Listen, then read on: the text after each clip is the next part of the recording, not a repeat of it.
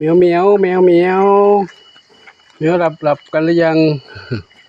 ยังไม่หลับเลยลูกเหมียวยังไม่หลับกันเหรอยังไม่หลับกันเลยนั่งรอหลวงปู่อยู่นี่เลยลูกรอหลวงปู่อยู่เลยไม่รอมั้งไม่รอแล้วมั้งวันนี้มีหลวงปู่มีภารกิจไปหลายที่ครับไปหลายที่เช้าไปอีกที่หนึ่งตอนเย็นไปที่หนึ่งไปดูน้องเหมียวกลับมาแล้วหลวงปู่กลับมาแล้วเนาะเหมียวก็อยู่สบายดีลูกนะอยู่กันสบายดีกินข้าวกินน้ำกันหมดแล้วกินข้าวกินน้ำกันหมดแล้วนะกินอิ่มแล้วก็นอนพักผ่อนกันยังไม่อิ่มใครยังไม่อิ่มก็กินต่อได้ลูกมีอาหารอยู่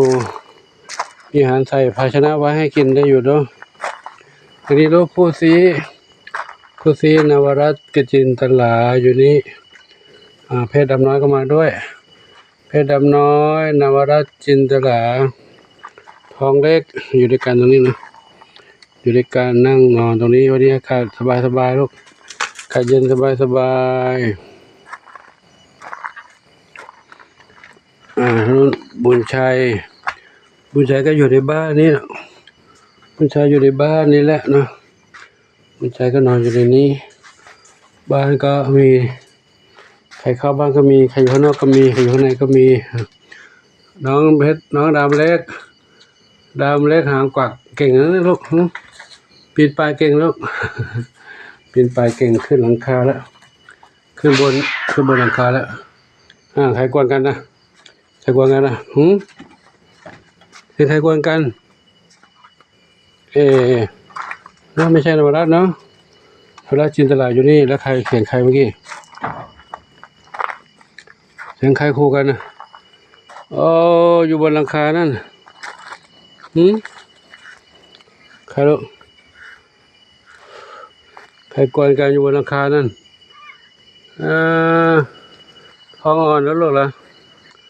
ท้องอ่อนกวนกับใครกวนกับใครกวนด้วยเนี่ยใครมาควรเจ้าเด็กๆก็เล่นกันไปด้วยขู่กันไปด้วยกวนกันไปด้วยอย่ากวนกันนะลูกเด้ออย่ากวนนะ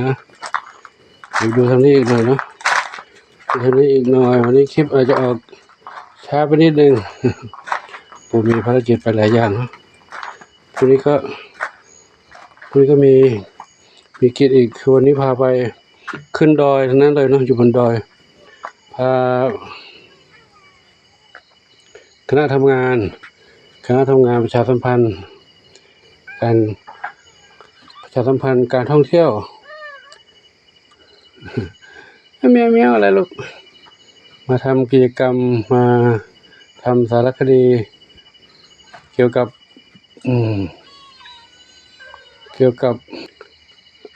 ประวัติศาสตร์พื้นเพคนแถวนี้ท้องถิ่นแถวนี้นะเป็นคนพื้นเพมาจากชนเผ่าคูรั้วหรือเผ่าแจ๊ะมันอยู่ถิ่นฐานแถวนี้ตั้งแต่แม่น้ำวังต้นแม่น้ำวังยันปลายแม่น้ำวังจนถึงจังหวัดตากนู่นเนาะครับก็วิทำสารคดีกันก็จะมีมาอยู่เรื่อยๆเพราะจะทำเพื่อเป็นประวัติศาสตร์โบราณคดีเก็บไว้ให้กับสาธารณชนคนรุ่นหลังได้รับรู้รับชมรับทราบในโอกาสต่อไปครับซึ่งพื้นเพแถวนี้นะเป็นชนเผ่าคูรั้วจะสังเกตเห็นมีหลักฐานในการขุดค้นพบในการพบเห็นหลายที่ด้วยกันเช่นถ้ำผาคูเมืองกำแพงโบราณกำแพงเก่าโบราณก็พากันไปก็ปรึกษาเรื่องการแต่รายละเอียดนั้นเดี๋ยวจะทำเป็นคลิปให้ดูในโอกาสต่อไปเนาะตอนนี้กำลังรวบรวมข้อมูลอยู่รวบรวมหลักฐานในการค้นคว้าอยู่นะครับซึ่งมีคณะเข้ามาค้นคว้านานแล้วแหละนะทำเป็นประวัติศาสตร์แล้วแต่ว่ายังไม่ครบทุกมุมทุกรายละเอียดตอนนี้ก็มาทำเกี่ยวกับสิ่งที่พบเห็นในโบราณที่เก็บไว้ที่พุทธสถานบูชาแล้วก็อยู่บนเขาบนดอยในถ้ำด้วยนะครับก็เดี๋ยวค่อยสืบสานเก็บไว้ให้เป็นเอกสารเป็นประวัติให้กับทุกคนทุกท่านได้รับชมในโอกาสต่อไปครับ สำหรับคลิปนี้ปู่ขอนำภาพบรรยากาศยามค่ำนี้ให้กับทุกท่านได้รับชมไว้เพียงเท่านี้ก่อนเนาะอาจจะเห็นน้องเหมียวได้ไม่ครบทุกเหมียวเหมียวนี่เห็นไหมลูกอันนี้ใครละปุยฝ้ายน้องๆขาวเทาและดำสนิทขาวเทาดำสนิทครับส่วนสมาชิกใหม่ที่เข้ามาเป็นพันธุ์เดียวกันกับน้องปุยฝ้ายนี่ก็อยู่ข้างนอกนั่นแหละก็ให้อาหารให้เขากินนะเขากินอยู่ข้างนอกนั่นแหละไม่ได้เข้ามาข้างในนะครับก็ขอนำภาพนี้ให้ทุกท่านได้รับชมไว้เพียงเท่านี้ก่อนเนาะขออนุโมทนาสาธุบุญใดๆที่ทุกท่านปรารถนาขอจงสำเร็จสมปรารถนาทุกประการเถิด